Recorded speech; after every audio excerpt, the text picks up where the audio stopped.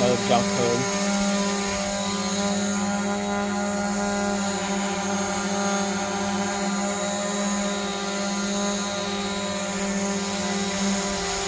លេងស្ងាត់ល្អ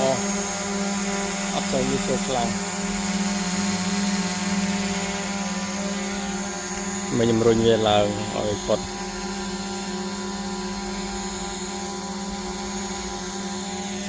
ចាប់ GPS ចាប់ Wi-Fi វាបានច្រើនបានពេញទាំងអស់នេះខ្ញុំ